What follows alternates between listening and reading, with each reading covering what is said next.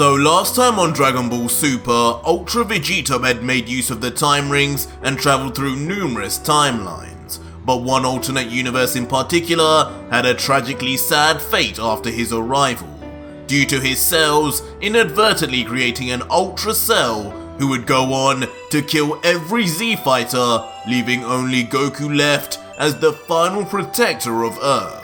And now, in today's manga, we find out exactly what path this Goku goes down because of Ultra Vegito. But before we begin, join the now over 1,400 members on our Patreon, where they see daily exclusive early previews of the Ultra Vegito story, discuss and contribute towards its narrative, and even in higher tiers, get to see the next parts to the story early.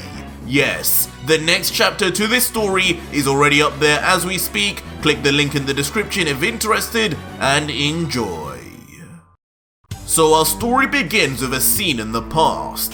A past that was previously visited by none other than Ultra Vegito, as we now see a bed-stricken Goku who is still fighting the heart virus, not knowing of the events that have gone on until...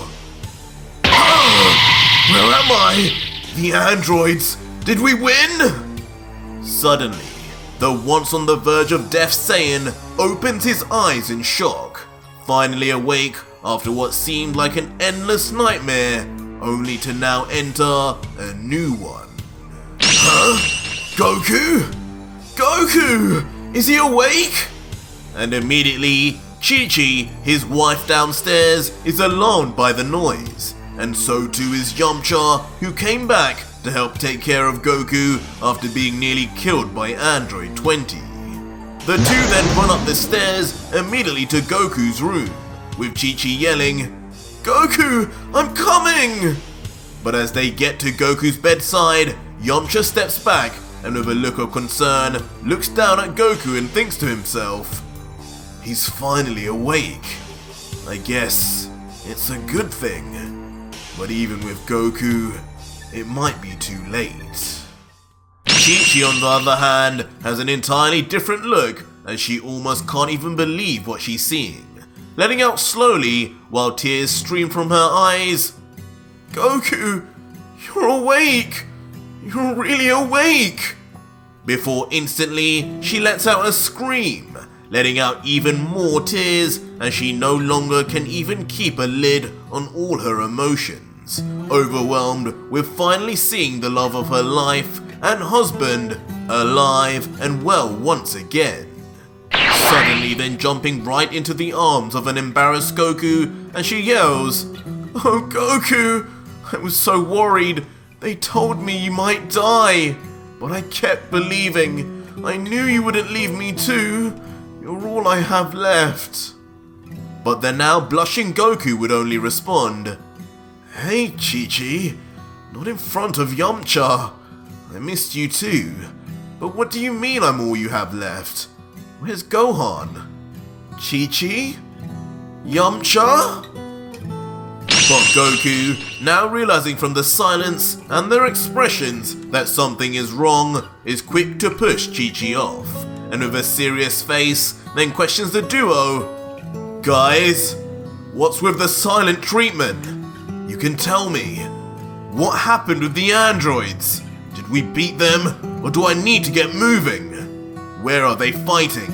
Yamcha, you can lead the way." Goku. But with an extremely forlorn look of self-deprecation and an unwillingness to say anything more, Yamcha can only stare at the ground, not being man enough to say what's actually happened.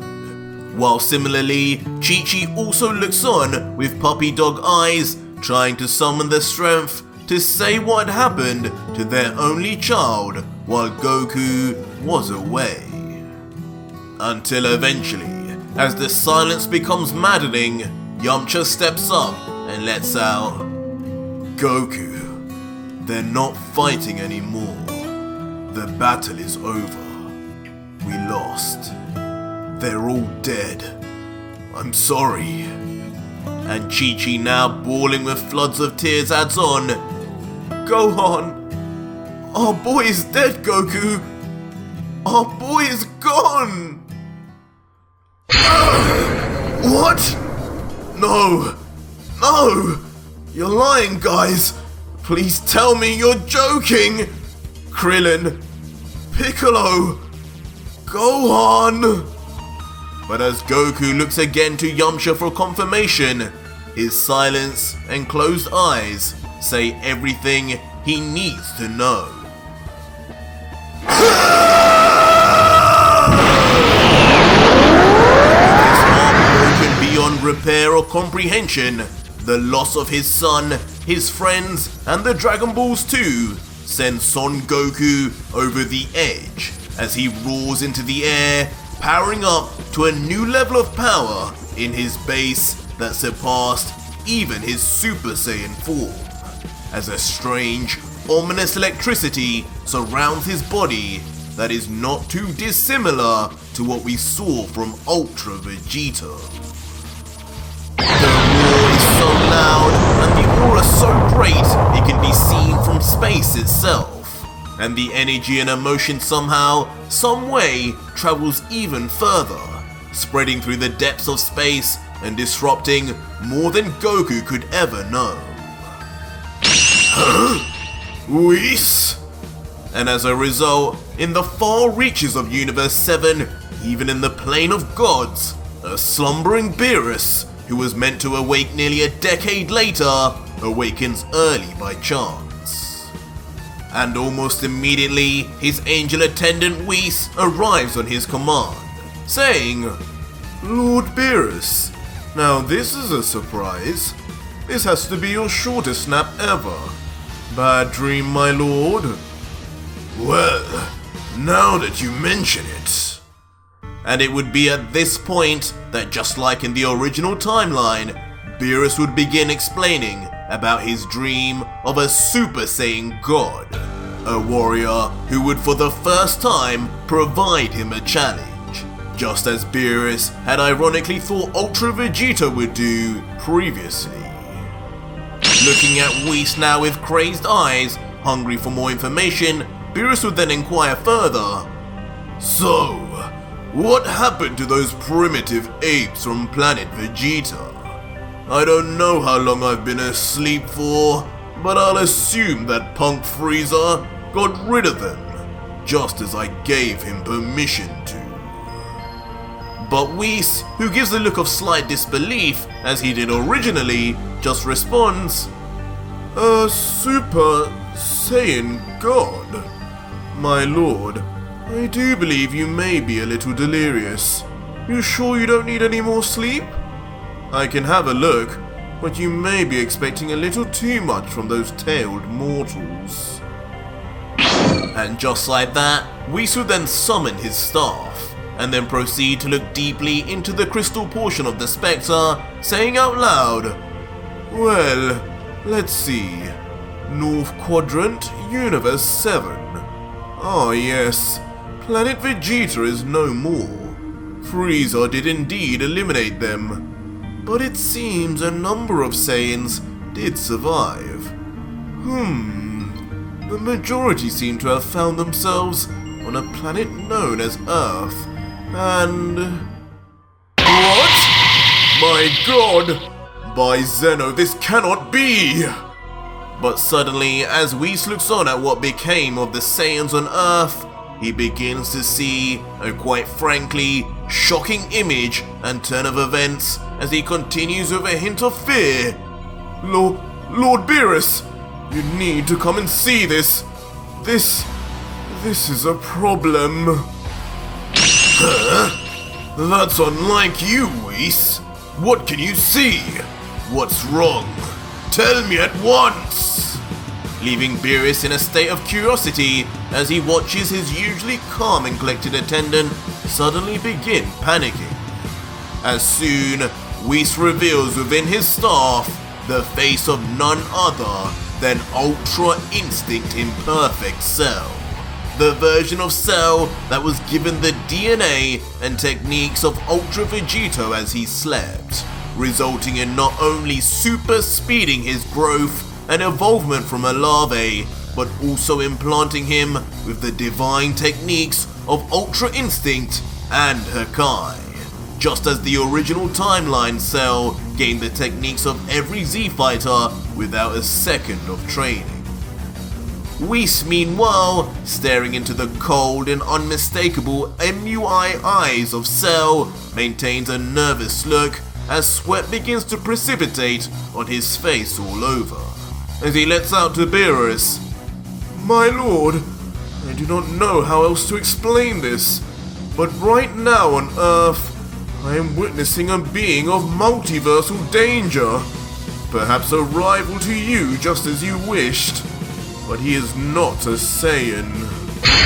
This creature, a nightmarish being, apparently made by the Earthlings themselves, has somehow attained complete control of Ultra Instinct, and not only that, has attained the power of destruction too. In its short existence on the planet, it has not only Hakai, the former Namekian god of Earth, but also, with its mastery of Ultra Instinct, murdered each and every one of the Saiyans, bar one. Even the king's son, Vegito, has fallen to a gruesome death. I fear whatever caused this is something that should have never happened in our universe." "What? Impossible! How could that be, Whis?" Leaving Beerus, of course, shell-shocked to the core so soon after waking up, to hear the most unexpected of reveals from the angel. "Give me that! I need to see this blasphemy for myself!" As Beerus then quickly rushes over to unusually check if what Whis is saying is actually true. Meanwhile, Whis tries his best to answer Beerus' question and make sense of things, replying, I'm not entirely sure, my lord. This shouldn't be possible. In my history as an angel, I've never visited Earth with any god of destruction. This can only be the work of another universe's deities. Or worse, someone distorting the natural flow of time. We may need to see Gowasu about this, to check if any new time rings have been created. But there is one consequential development here that may be of interest to you. That last Saiyan I mentioned to you, the one this creature has yet to kill, has just, at this very moment, discovered what became of his allies, and right at this moment is bursting forth with considerable power, enraged. Even stronger than what I remember of Frieza, I might add. Stronger than Frieza, you say? And just like originally, this information immediately piques Beerus' attention once more, with the idea at this time of a Saiyan surpassing Frieza being an almost unbelievable claim, as Beerus continues. Aren't these the same warriors whose power level increases with their anger and emotion? I say we're in luck, Whis. My Super Saiyan God may be right under my nose. Besides, we're going to need someone to deal with this creature you speak of anyway. Take me to him at once. And just like that, Beerus and Whis would shoot off without any more conversation, straight for the location of Son Goku on Earth. But meanwhile, the rage of Goku has not yet emptied, his power and aura still uncontrollable. I won't let them get away with this! You'll pay, Cell! By this time, having learned a little more of the situation, but neither Chi-Chi nor Yamcha can do a thing, as the Z-Fighter calls out, Goku, calm down. I know you're mad, but this whole house is going to collapse at this rate. Think of Chi-Chi. We'll get through this. Me and you. We always do. As Chi-Chi, who doesn't even know how to approach her husband like this, can only whisper, Goku, you're scaring me. Huh? Someone's here. Could it be? But suddenly, Goku's power-up is instantly set to the side, as Goku notices a foreign presence in his own home. And with his adrenaline and senses heightened from the threat of Cell, it's no secret who he think it might be. But as he, Yamcha and Chi-Chi turn around, it is revealed to be none other than Lord Beerus, the god of destruction of Universe 7 and his angel Whis, appearing this time in the middle of Goku's home, unlike where they originally appeared on King Kai's planet. And with a totally oblivious and completely fearless smile, Beerus calls out, "Well, hello there, Earthlings. Now which one of you would be Son Goku? We heard all of your friends had just died, and you're a little mad. Mind if we have a chat, Saiyan?" My friends? Who the hell are you? Are you Cell? Instantly in a blind rage, not even thinking for a second other than about the bodies of his friends and family, Goku powers up to his max Super Saiyan form. Bolstered by his Saiyan primal anger, his power level reaches a height far higher than it ever should have gone. You're going to die for what you've done, you monster! Instantly rushing in at Beerus, not knowing just how severely outclassed and misinformed he really was. Cell? What a peculiar battle cry for a Saiyan. Perhaps this is the name of that creature you saw, Whis. I guess we'll soon find out. And as expected, Goku's attack, even as a Super Saiyan, is completely stopped without the God of Destruction even moving an inch. Of course alarming Goku. Huh? While Beerus with a smile comments, looks like we may have been right, Whis. This is levels beyond that Freezer fellow. I almost actually felt that. Looks like we may have our so-called Super Saiyan God. Come, Whis, let's go home with our new friend and find out. To which the angel, with an eerie smile, just responds, "Yes, I do believe you may be right. As you wish, Lord Beerus."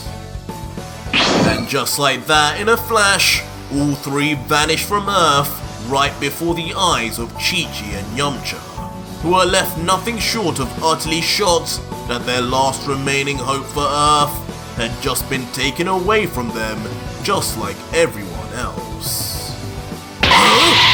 Goku! No! What happened? Goku? Please. No! But eventually, as a few hours pass on the planet of Beerus, Goku's brought up to speed on who exactly Whis and Beerus are, learning of the gods of destructions and their angels, before finding out the exact reasoning why he was there and Beerus' dream of a Super Saiyan god. So, Saiyan, that's the deal. I need a challenge, and you need to get stronger to avenge your friends. So we brought you here to kill two birds with one stone. With Whis adding, "Yes, Goku-san, though Lord Beerus has hopes of making you into the perfect opponent for himself, I dare say the more prominent danger here is still this figure you call Cell. For whatever reason, he possesses both of the signature abilities of both myself and Beerus, powers that unfortunately he used to decimate your friends with ease." And Goku, now having calmed down and understanding the situation and how powerless he currently is, then just looks down on the ground, doubting himself as he responds, "So, this android, Cell, has not only the powers of all of us on Earth, but also the powers of you gods too? Damn it! No wonder not even Vegito or Trunks could do anything. What am I supposed to be able to do? They were both Super Saiyans. They both even trained in the hyperbolic time chamber and still died. It would only be the same for me. And here I thought you Saiyans were a more cocky bunch. But Beerus, hearing this pessimistic view, can't help but smirk as he continues. Yes, well, against this Cell, you haven't got a chance in hell. Ultra Instinct would make him virtually untouchable to someone of your speed, and Destruction Power alone would make short work of you before you even got a chance to move. But who says you can't attain the same abilities, huh? After all, no one knows Destruction better than I, and no one knows the divine techniques of Ultra Instinct better than Whis. He is made of your cells, right? So that means you too have the same potential. This cell currently is absorbing the Earthlings one by one, and with the population of your planet, it's going to take him years. Not to mention, he probably won't even think of leaving until he finds you. Yes, and with that amount of time and the right training, you could avenge them all. We have access to dimensions where 2 years can pass with only 1 day flowing in our world, similar to the room of spirit and time you mentioned. And who knows, maybe after defeating Cell, you'll be able to bring them back. After all, we know of a set of special Dragon Balls that can bring back even those who had been erased by the power of Hakai. I can have a word with the Dragon God Zalama if you work with us, Goku-san. All you need to do in return for learning these abilities meant only for the deities is agree to one day become Lord Beerus' successor as the next God of Destruction. What? Me? God of Destruction? No way! Which in a callback to Jiren's reaction to the same deal last chapter leaves Goku equally shocked to hear. But just like Jiren, Goku too realizes he has little choice, but his reason and motives will prove to be far more serious, as he looks to the ground momentarily and remains quiet, trying to collect his thoughts before finally making a decision and yelling to the heavens themselves, "Fine, if it will bring back my friends, my family, my son, I'll do it. I'll do anything to beat you, Cell!" And so, over the span of 14 years in the Pyramid of Power, which of course was only 7 days in the outside world, Goku would spend each day training non-stop with both Whis and Beerus, combating constantly with Lord Beerus acquiring the power of destruction, while battling with Whis to learn to move without thinking and thus master Ultra Instinct, before ending each day in deep meditation where he would train visually, recounting and putting into practice everything he had learned in the hours before. And eventually, in the end, even if battered and bruised, Goku would ascend to a level beyond anything he had achieved in any timeline. And so 1 week later, Beerus and Whis would wait outside as the familiar silhouette of a figure who could only be one man would walk slowly towards them. And Beerus, who would grow typically impatient, would yell, "Come out already, Saiyan! It fits, doesn't it? I made sure to get it made in your exact measurements." While Whis, in a more cordial manner, adds, "Yes, Goku-san, I think it's finally time you saved your friends." And just like that, standing tall, confidently and with a smirk, God of Destruction Goku stands with his fist clenched, covered head to toe in the divine outfit of the destroyers, finally letting out. Ha! Sorry for the wait, but I'm ready to go back to Earth now. Whis, let's go! But that was it for today's video, guys, and if you made it this far, leave me a hashtag GodGoku in the comments down below and let me know how you want the fight between Cell and Goku to go. But if you want to see how the fight between Ultra Vegito and Jiren goes, you can see it right now on my Patreon for supporting me from just $3, where you not only get early access, but also over 250 plus other manga to read through and keep forever. It's the deal of the century.